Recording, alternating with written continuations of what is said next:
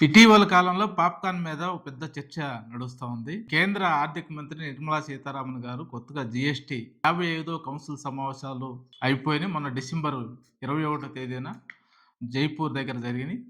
ఈ సమావేశాలు అయిపోయిన తర్వాత మనం జనరల్‌గా తినే పాప్‌కార్న్ ఏదైతే ఉందో పాప్‌కార్న్ మీద జీఎస్టీ విధిస్తే జీఎస్టీ కూడా 3 రకాల జీఎస్టీలు, 4 రకాల జీఎస్టీలు పాప్‌కార్న్ మీద విధించింది. దీన్ని పెద్ద సెటైరికల్‌గా అనేక సోషల్ మీడియాలో కానీ ప్రచారం జరుగుతా ఉంది. దీంతో పాటు చాలామంది విశ్లేషకులు చెబుతున్నారు. చాలామంది కూడా దీని మీద స్పందిస్తా ఉన్నారు. ఇది ఒక విధంగా టాక్స్ టెర్రరిజం అనే పేరుతోటి కూడా దీన్ని ట్రోల్ చేస్తా ఉన్నారు. వాస్తవంగా ఇది టాక్స్ టెర్రరిజం గాని మనం పరిగణించాల్సిన అవసరం ఉందని కూడా నేను భావిస్తా ఉన్నాను. ఎందుకోసం అని చెప్పంటే, ఈ పాప్‌కార్న్ అనేటిది సహజంగా చాలామంది తినేటిది. పాప్‌కార్న్ ఒక్కటే కాదు.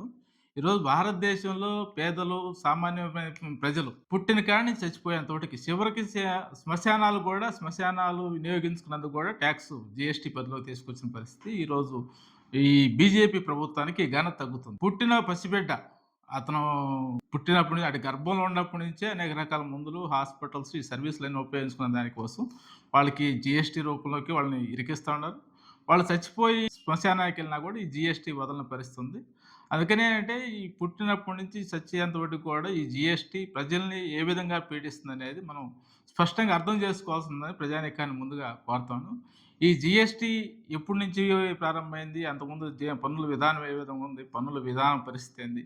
ఇది ఒక విధంగా ప్రజలు ఒకసారి పరిశీలన చేయాల్సినట్టు వస్తుంది. జీఎస్టీని 2017 జూలై 1 నుంచి అమల్లోకి తీసుకొచ్చారు. అంతకుముందు కూడా పన్నుల విధానం భారతదేశంలో కొనసాగింది. బ్రిటిషోళ్ళ కాలంలో కూడా పన్నుల విధానం కొనసాగింది. బ్రిటిషోళ్ళు పన్నులు విధించిన కారణంగా పన్నులకు వ్యతిరేకంగా బ్రిటిష్ ప్రభుత్వానికి వ్యతిరేకంగా పన్నుల వ్యతిరేక పోరాటం పెద్ద ఎత్తున ఈ ప్రాంతంలో మరి ముఖ్యంగా చీరాల ప్రాంతంలో పన్నుల వ్యతిరేక పోరాటం పెద్ద ఎత్తున జరిగిన పరిస్థితి. ప్రజలు కూడా దేశవ్యాప్తంగా పన్నుల వ్యతిరేక పోరాటం నుంచే ప్రారంభమై స్వాతంత్ర పోరాటం సంపూర్ణ స్వతంత్రం కావాలని నినాదం దాకెళ్ళి ఆ విధంగా స్వతంత్రం సాధించుకున్న చరిత్ర భారతదేశ ప్రజానీకానికి ఉంది. అయితే బ్రిటిష్ వాడు ఉన్న కాలంలో భారతదేశంలో పన్నుల విధానం ఒక విధంగా ప్రత్యక్ష పన్నులే ఎక్కువగా ఉండేవి. పరోక్ష పన్నులు చాలా తక్కువగా ఉండేవి. కొన్నిటి మీద పరోక్ష పన్నులు ఉండేవి. ఆ తర్వాత మొట్టమొదటిసారి భారతదేశం స్వతంత్రం వచ్చిన తర్వాత 1953లో భారతదేశంలో పన్నుల విధానం ఏ విధంగా ఉండాలి అని చెప్పేసి ఆ రోజు నాటి ఒక కమిటీ కూర్చొని నిర్ధారణ చేసి ప్రత్యక్ష పన్నులు ఎక్కువగా ఉండాలి, పరోక్ష పన్నులు తక్కువగా ఉండాలి. పరోక్ష పన్నులు అనేటి ప్రజల మీద ప్రజలకి వేసేటి పరోక్షంగా వాడుకున్న వస్తువుల మీద వేసేటువంటి పన్నులుగా పరోక్ష పన్నులు అంటే, ప్రత్యక్ష పన్నులు అనేది ఆస్తి మీద ఆదాయం మీద వేసే పన్నులు ప్రత్యక్ష పన్నులు. ప్రత్యక్ష పన్నులు ఎక్కువైనా ఇబ్బంది లేక పరోక్ష పన్నులు తగ్గించడం వల్ల ప్రజల యొక్క కొనుగోలు శక్తిని పెంచాలనే ఉద్దేశంతో ఆ విధంగా పరోక్ష పన్నులు తగ్గించాలని చెప్పేసి ఆ రోజు మొట్టమొదటిసారి భారతదేశ స్వతంత్రం వచ్చిన తర్వాత పన్నుల విధానం రూపొందించారు.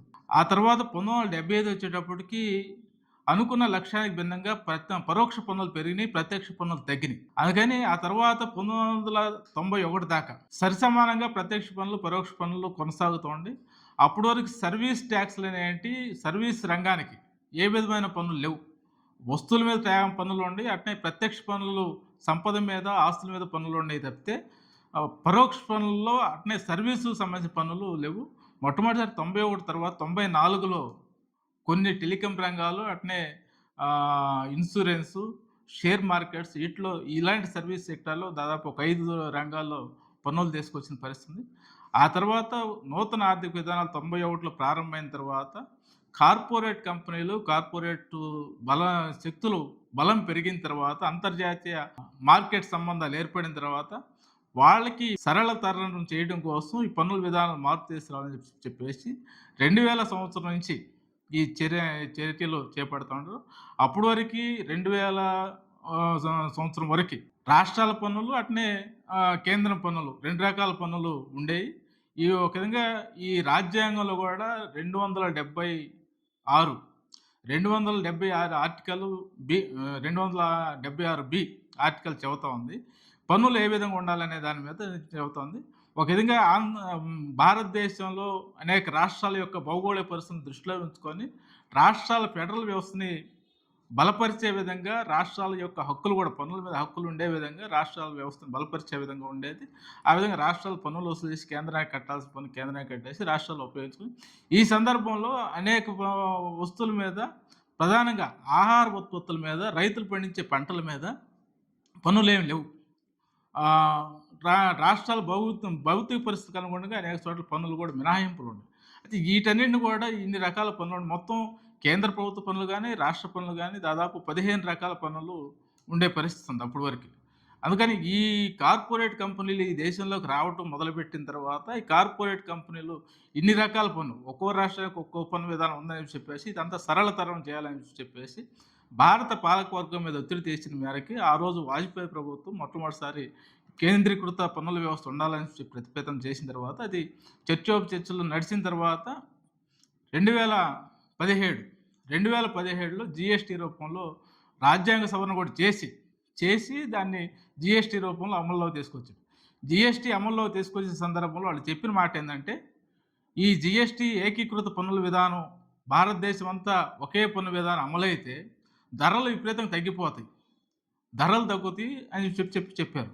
ఆ తర్వాత ఈ ఆచరణలు 2015 నుంచి ఇప్పటివరకు అమలు చేసిన ఈ 8 సంవత్సరాల కాలం గనక మనం పరిశీలన చేస్తే ధరలు పెరిగినాయా? తగ్గినాయా? ప్రజలు పరిశీలన చేసుకోవాల్సిన అవసరం. ధరలు విపరీతంగా పెరిగిపోయాయి.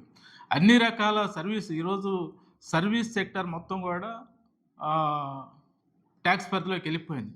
అన్ని రకాల సర్వీసులు, అన్ని రకాల ఉత్పత్తులు, ప్రధానంగా పరోక్ష పన్నులు అనేటివి విపరీతంగా పెరిగిపోయిన పరిస్థితి ఉంది. ప్రత్యక్ష పన్నులు, కార్పొరేట్ పన్నులు మరి ముఖ్యంగా. అంతకుముందు 30% ఉన్న కార్పొరేట్ పన్ను కాక ఇప్పుడు 23% తగ్గించేశారు. అదే సందర్భంలో కార్పొరేట్ల ఆదాయం ఈ కాలంలో విపరీతంగా పెరిగిపోయిన పరిస్థితి. కార్పొరేట్ల ఆదాయం గతంలో 23% సంవత్సరానికి 23% ఆదాయం ఉంటే, ఇప్పుడు దాదాపు 40% పైగా ఆదాయం వాళ్ళు పోగేసుకునే పరిస్థితి. అదే సందర్భంలో కార్పొరేట్ కంపెనీలకు అనేక రకాల రాయితీలు, కార్పొరేట్ కంపెనీలకు ఇవ్వాల్సిన రాయితీలు, పన్నుల రూపంలో ఇవ్వాల్సిన ట్యాక్సెస్ మినహాయింపులు అనేక బడ్జెట్లు మనం చూస్తే దాదాపు లక్షల కోట్లు, దాదాపు ఇప్పటివరకు ఇచ్చినట్టు 23 లక్షల కోట్ల రూపాయల రాయితీలు వాళ్ళకు ప్రకటించినట్టు తెలిసింది. అదే సందర్భంలో మొన్న ప్రకటించినట్టు 55వ కౌన్సిల్ సమావేశంలో సమీక్ష చేసిన దాంట్లో 2023-24 ఆర్థిక సంవత్సరానికి సంబంధించి భారతదేశం వసూలు చేసినట్టు జీఎస్టీ ట్యాక్స్, ఈ ట్యాక్స్ దాదాపు 20,19,000 కోట్ల రూపాయలు ప్రజల నుంచి వసూలు చేసిన పరిస్థితి. అందుకని ఒక విధంగా జీఎస్టీ రూపంలో ప్రజల్ని ముక్కుపిండి వసూలు చేయడం ఈరోజు అన్ని రకాల ధరలు విపరీతంగా పెరిగిపోవడానికి. ఈరోజు మనం నిద్ర లేచిన కాడి నుంచి మనం మొదలు పెడితే, నిద్ర లేచి టిఫిన్ చేసే కాడి నుంచి రాత్రి పడుకోబోయే వరకు దాదాపు మనం రోజులో ఒక 500 రూపాయలు కనుక మనం ఖర్చు పెడితే, దాదాపు దాంట్లో 30% దాకా, అంటే దాదాపు 200 పైన ఈ కేవలం జీఎస్టీ రూపంలో వివిధ వస్తువులపైన మనం కట్టింది మనం చూస్తాం. అంటే మన పిల్లలు చదువుకుంటే, ఇంతకుముందు పిల్లలు చదువుకునే పుస్తకాలకి, పెన్సిల్‌కి, ఎరైజర్స్‌కి వీటన్నిటికి పన్నులు లేవు. ఇయన్నీ కూడా పన్నుల పరిధిలోకి తీసుకొచ్చేసారు. వీటన్నిటికి కూడా పన్నులేస్తున్నారు. అట్నే సినిమాకెళ్తే సినిమా టికెట్ మీద జీఎస్టీ ఉంది. కెళ్ళిన తర్వాత అక్కడ ఉపయోగించుకునేటి అన్ని రకాల సర్వీసులు. అట్టా ప్రతి సర్వీస్‌కి ఏందంటే ఈ విధంగా పన్నులు వసూలు చేయడం అనేది ఇది ఒక విధంగా చెప్పాలంటే ఇది ట్యాక్స్ టెర్రరిజం అనేది ఇది 100% వాస్తవం. దీన్ని మనం ప్రతిఘటించాల్సిన అవసరం ఉందని చెప్పేసి నేను ప్రజానీకాన్ని కోరుతా ఉన్నాను. అదే సందర్భంలో ఇప్పుడు ఈ పన్నులు ఎందుకోసం వస్తున్నాయి? ఎవరి ప్రయోజనాలు నెరవేరుస్తున్నాయని చెప్పేసి కనుక మనం పరిశీలన చేస్తే, ఒక విధంగా ఇది నూతన ఆర్థిక విధానాల పేరుతోటి భారతదేశంలో కొంతమంది కార్పొరేట్ కంపెనీల ప్రయోజనాల కోసం, వాళ్ళ లాభాలు చేకూర్చడం కోసం చేస్తుంది. అదే సందర్భంలో ఈ జీఎస్టీ వచ్చిన తర్వాత రాష్ట్రాల యొక్క బీజేపీ యొక్క వ్యూహాత్మక ఎజెండా రాష్ట్రాల ఫెడరల్ వ్యవస్థను దెబ్బతీసే విధంగా ఈ పన్నుల విధానంలో ఇది ఒక జీఎస్టీ తీసుకొచ్చేసి రాష్ట్రాల హక్కుల్ని హరించేస్తూ ఉంది. ఇంకొక వైపున కార్పొరేట్ కంపెనీలకి లాభాలు చేకూర్చే పని చేస్తూ ఉంది. అందుకని ఈ ప్రభుత్వాలు, పాలకవర్గాలు మొత్తం కూడా కార్పొరేట్ సేవల కోసం ఈ జీఎస్టీని తీసుకొచ్చారు, ప్రజల కోసం కాదనేది మనం అర్థం చేసుకోవాలి. అదే సందర్భంలో ఇంకోటి మనం పరిశీలన చేస్తే, ఇంత పెద్ద మొత్తంలో ప్రజల నుంచి వసూలు చేస్తున్న పన్నులు ఏవైతే ఉన్నాయో, ఈ పన్నులు ఎందుకోసం వసూలు చేస్తున్నారు? తిరిగి ప్రజలకు ఖర్చు పెట్టడం కోసమే కదా. ఈ గడిచిన ఈ బీజేపీ 9, 10, 11 సంవత్సరాల కాలంలో బీజేపీ అనుసరించిన విధానాల్లో ప్రజలకి ఇచ్చిన సంక్షేమ పథకాలు ఏంటి అనేది ఒకటి చెబితే, ఏ సంక్షేమ పథకాలు లేవు.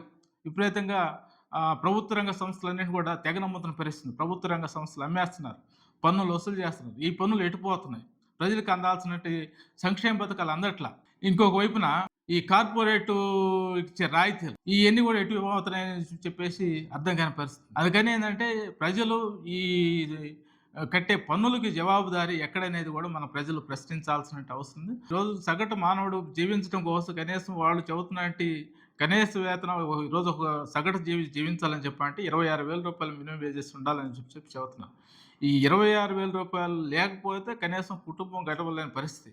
ఆ గడవడం కోసం ప్రజలు విపరీతమైన పరుగుల వైపు వెళ్తా ఉన్నారు తప్పితే, ఈ ధరలు తగ్గించుకోవటం ఎలా? ఎందుకు మీరు వాస్తవ ధరలేంటి?